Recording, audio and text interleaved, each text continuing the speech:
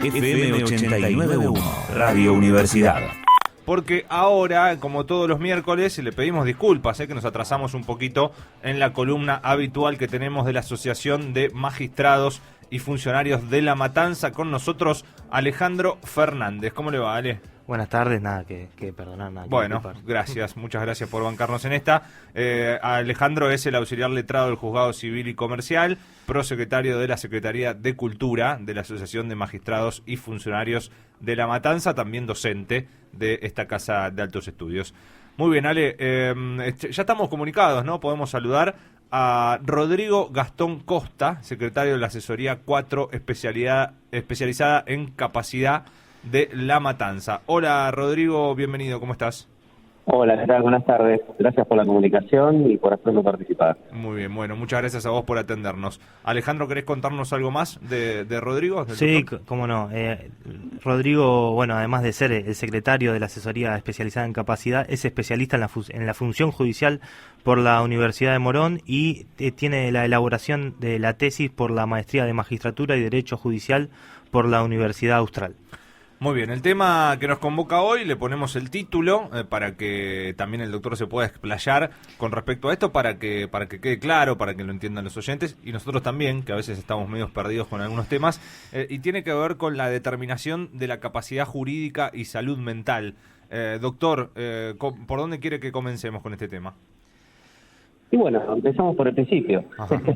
Sí, esta es una designación que surge de los nuevos postulados que tienen que ver con la capacidad y con la salud mental en particular, ¿no? Esto es lo que antes se llamaba los juicios de instanía y curatela.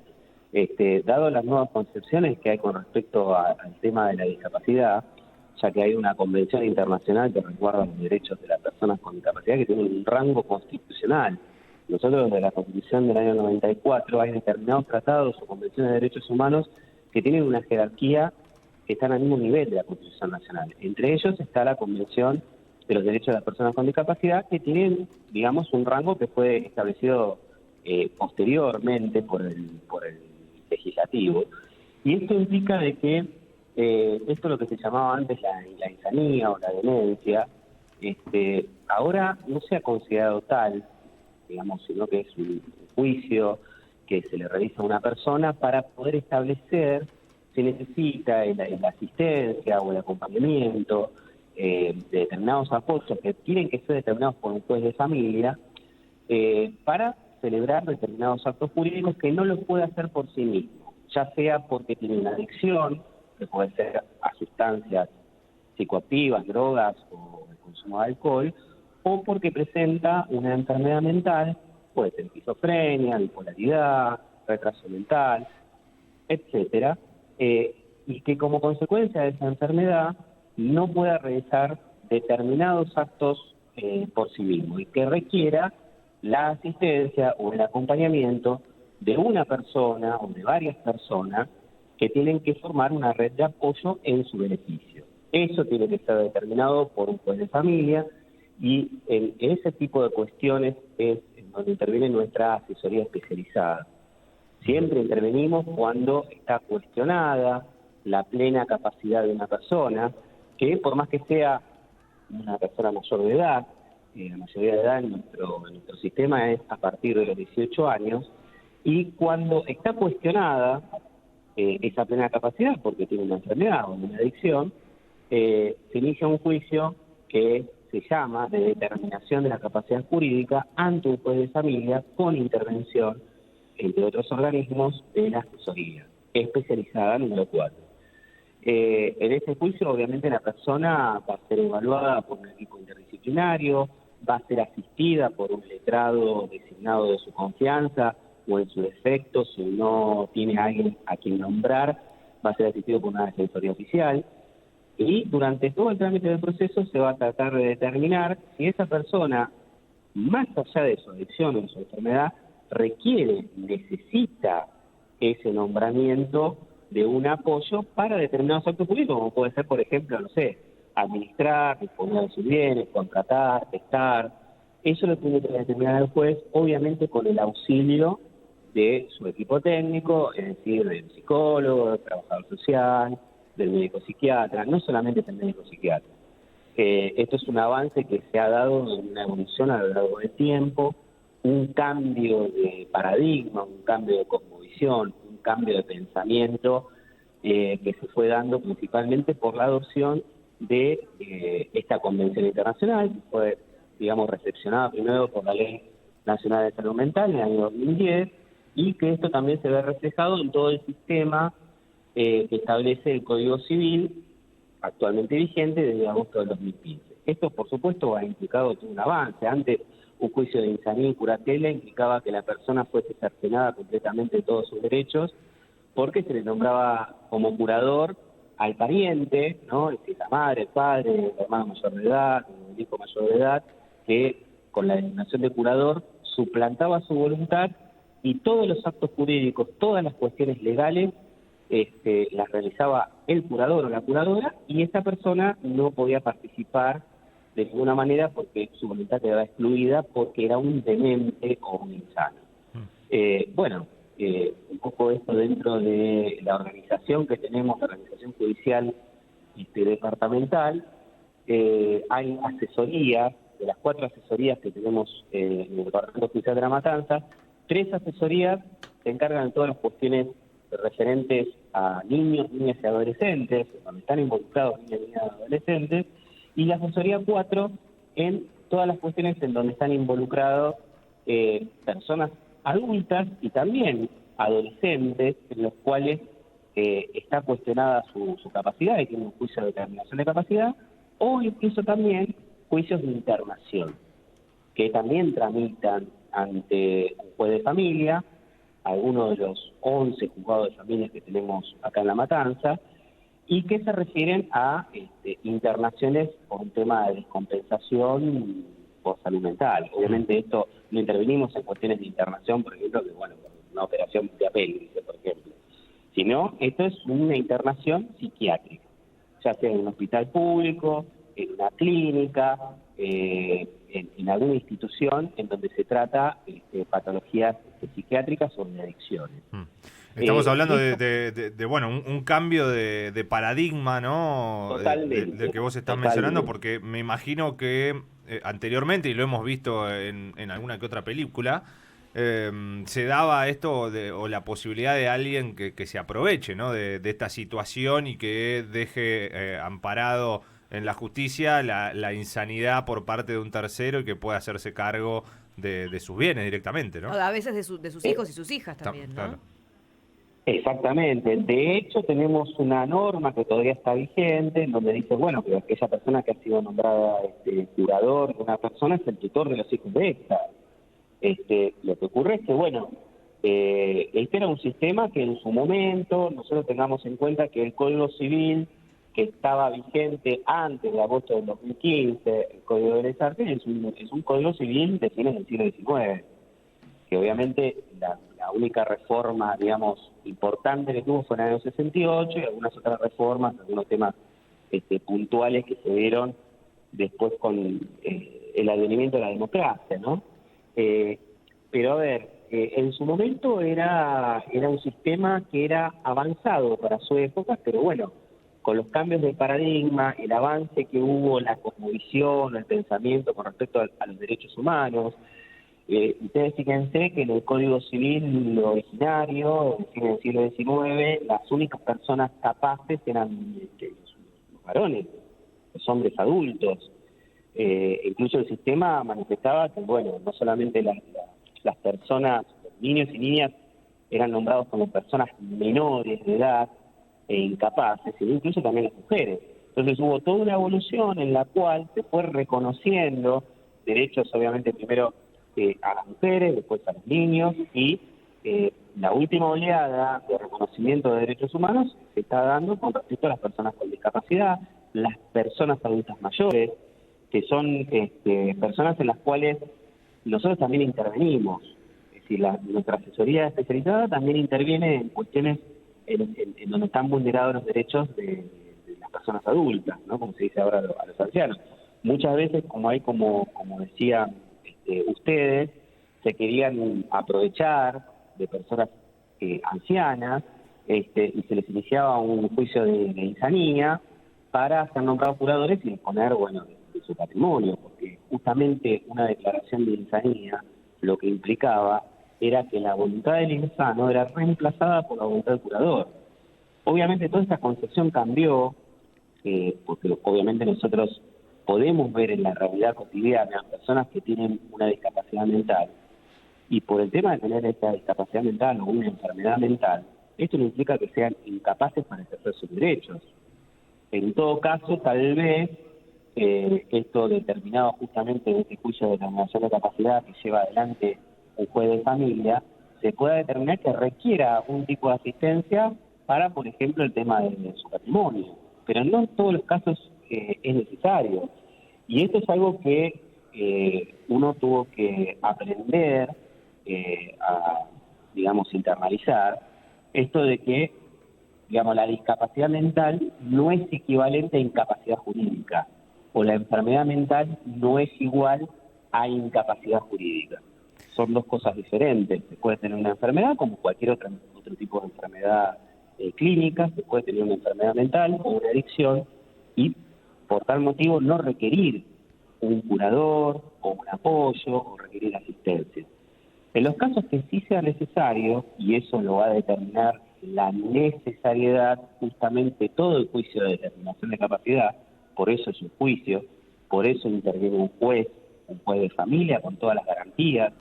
La misma persona puede tener su asistencia letrada, su abogado, que lo que va a defender es justamente su plena capacidad, o va a defender que se lo restrinja lo menos posible, y obviamente va a intervenir también la asesoría especializada número 4, que es en la que yo soy secretario, el doctor Lapel.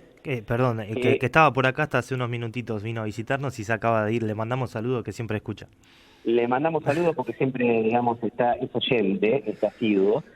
Bueno, y siempre en todos los trámites de determinación de capacidad y en las internaciones de salud mental, pues vuelvo a repetir, los juicios de internación o los legajos de internación, los expedientes de internación, son por internaciones de salud mental.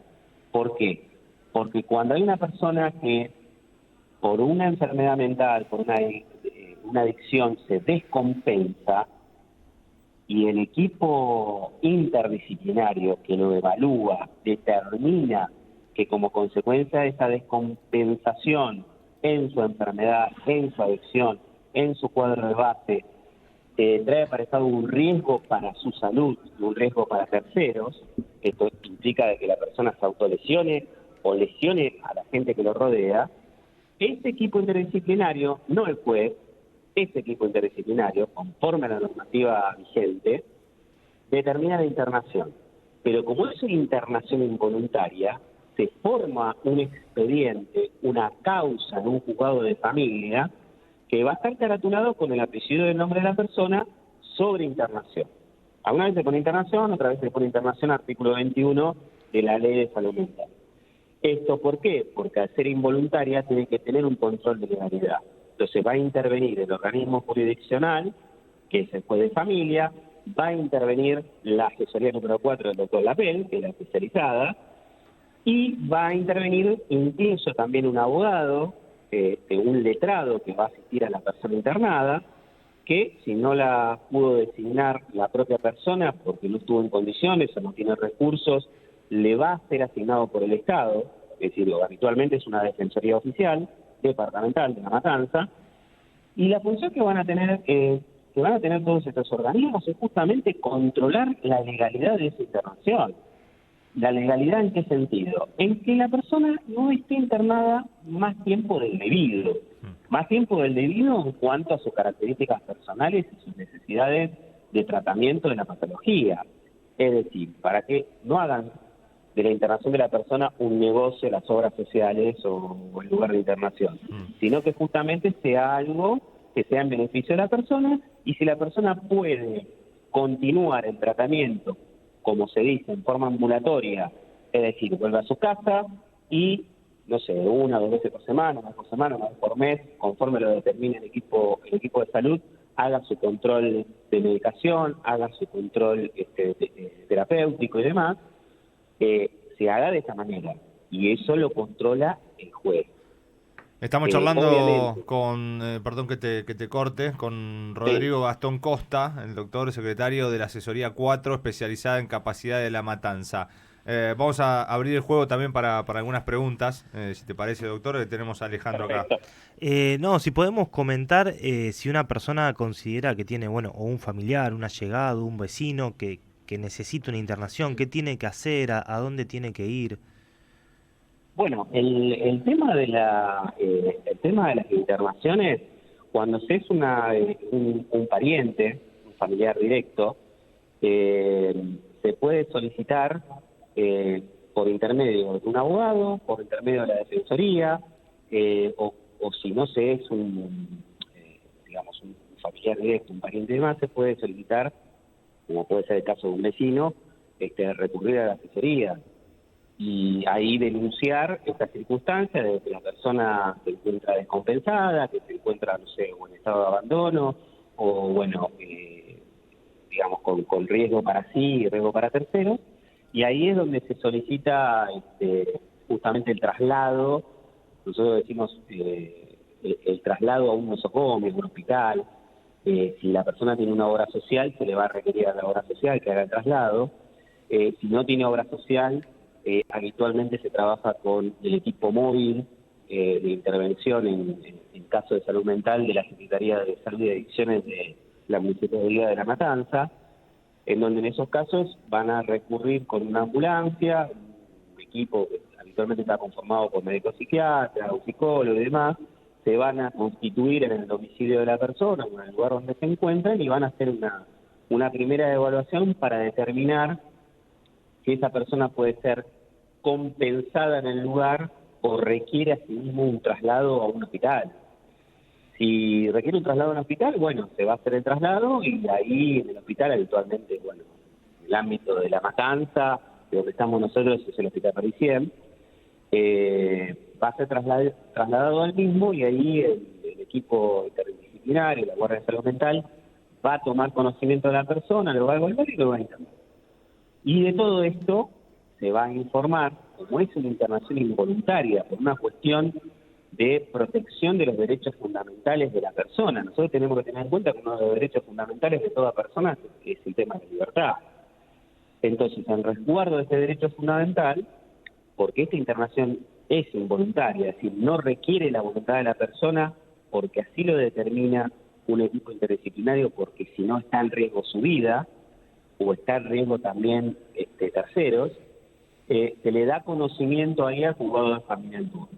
Y este juzgado de familia en turno es el que va a empezar a hacer el control de legalidad, obviamente requiriendo informes periódicos sobre la evolución de esta persona, sobre obviamente el diagnóstico, si puede continuar el tratamiento alternativo, lo puede hacer en forma ambulatoria, y obviamente la intervención tanto de la asesoría como la de la defensoría, que va a ser las veces de letrado asistente de la persona internada, y van a propender a que la persona pueda lograr su externación oportunamente cuando así lo determine el equipo interdisciplinario, que cuando tenga el alta de internación, esta alta se pueda materializar y no se vea frustrada por cuestiones sociales. ¿Qué tal, Rodrigo? María es mi nombre. Te hago una consulta que quizás excede a lo que comúnmente la gente necesita, ¿no? De este servicio, de esta determinación, pero me viene a la mente un caso, hay un caso a nivel nacional, pero para no mencionarlo en particular otro que me viene a la mente es el caso de Britney Spears, ¿no? ¿Qué pasa con una persona que ha sido declarada incapaz en alguna oportunidad, que se han dispuesto de sus bienes? Si esa persona puede hacer algún reclamo, ¿qué pasa con los bienes que otra persona dispuso mientras esta persona había sido declarada incapaz? Bueno, en principio, digamos, lo que yo estaba comentando es justamente conforme a nuestra normativa. Es todo un sistema de protección para que eso no suceda. Por eso, digamos, el tema de la determinación de la capacidad jurídica es algo que se hace judicialmente con intervención de un juez para que haya garantías con respecto a esta persona. Garantías con respecto a sí misma, con respecto a su salud, y garantías con respecto a su patrimonio. Por eso, cuando el juez designa a una persona como apoyo, porque el tema del curador queda restringido para un supuesto muy excepcional de personas que están en estado vegetativo, con una enfermedad mental muy grave que no pueden manifestar su voluntad de ninguna manera. En esos supuestos en los cuales el juez estima que la persona requiere un asistente, y ese asistente o ese representante, que es llamado apoyo por la ley, tiene a su cargo el administrar o disponer los bienes, tiene que rendir cuenta. De hecho, la autorización, por ejemplo, para hacer percepciones de, no sé, alquileres, pensiones y demás, se establecen por un lapso determinado en el cual tiene que rendir cuentas, no sé, a nivel semestral o anual, sobre cómo administró ese patrimonio.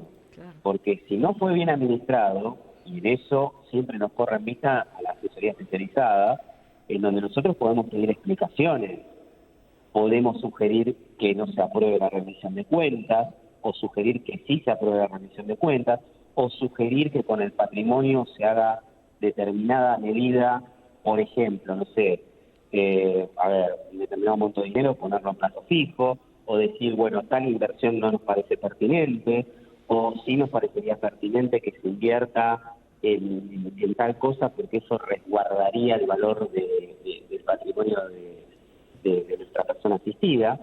Entonces, la intervención del juzgado, como también de la asesoría y eventualmente de la defensoría, siempre es para resguardar los intereses de la persona y justamente para que no pase estas cuestiones. Claro.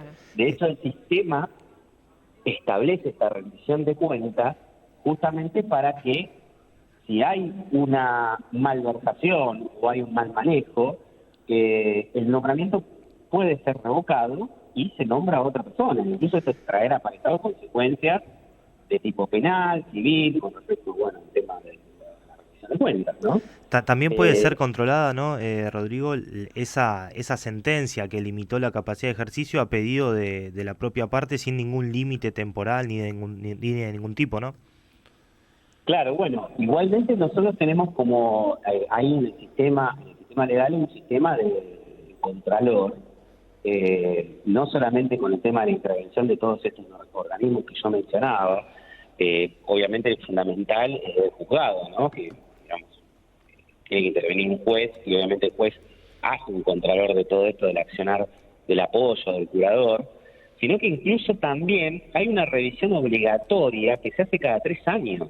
Cada 3 años, esto está establecido por ley, el mismo Código Civil lo establece en el artículo 40, y que incluso se puede achicar los tiempos a pedido de la propia persona o a pedido incluso de la asesoría.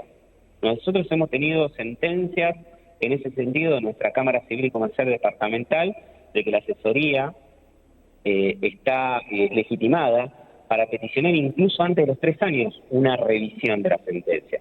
¿Qué implica una revisión de la sentencia? Implica que la persona nuevamente es evaluada por un equipo interdisciplinario, el equipo interdisciplinario del juzgado. Todo juzgado de familia tiene un psiquiatra, tiene psicólogo y tiene trabajadores sociales. Este equipo interdisciplinario lo vuelve a evaluar para determinar si hay que mantener la sentencia dictada oportunamente con sus mismos límites o incluso se puede restringir menos la capacidad de la persona, es decir, sacarle facultades al apoyo. ¿Por qué? Porque la persona ha adquirido capacidades o ha vuelto a adquirir capacidades que antes no tenía, o a veces, lamentablemente, nos sucede que la persona puede tener una enfermedad que cada vez se va agravando con el paso del tiempo, requiera mayor asistencia. Entonces, eso tiene que estar reflejado en la sentencia, y aparte es un modo, es un sistema como para hacer una revisión general, incluso para agregar más personas o instituciones. Por eso tenemos que tener en claro que pueden ser personas humanas o físicas o personas jurídicas, como decimos los abogados. Personas jurídicas pueden ser instituciones. Con el tema de las personas que tienen una enfermedad, una discapacidad y demás, es muy habitual que intervengan instituciones brindando algún tipo de asistencia, ya sea como centro de día, como talleres profesionales y demás, y eso se han tenido en cuenta por el juez dentro de la red o el sistema de apoyo. y eso puede ser revisado al cumplimiento de los 3 años, o a solicitud de la misma persona o de la asesoría. ¿Para qué?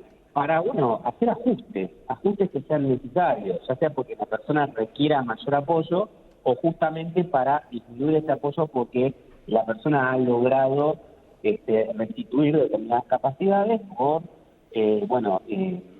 su asistencia cotidiana a centro de día o talleres profesionales que le han permitido desarrollar habilidades que, conforme a la patología que tiene, puede hacerlo y conforme a los estímulos que recibe lo pueda desarrollar. Así que esto es como un sistema también de contralor y de contrapesos como para poder hacerlo a medida de cada persona. Esto es un gran avance porque antes en los juicios de insanía y curatela el declarar insano a una persona era prácticamente declararle la muerte civil. Es decir, esto implicaba que la persona para el sistema legal pasaba a ser incapaz, así con esa designación, incapaz, es decir, no podía celebrar ningún tipo de acto jurídico, no podía contratar, no podía casarse, no podía divorciarse, no podía reconocer hijos, no podía hacer nada por sí mismo, sino solamente lo podía hacer su representante, que era el curador. Y ahora tenemos una gran paleta de matices que tiene a disposición el juzgado y todos los operadores jurídicos, como para determinar cuál es el traje a medida que necesita esa persona. Es decir, la sentencia de determinación de la capacidad jurídica tiene que ser un traje a medida, es decir, tiene que ser un traje hecho conforme a las necesidades de la persona. Entonces, Rodrigo, obviamente, sí. Quedó claro, como debería ser casi todo, ¿no?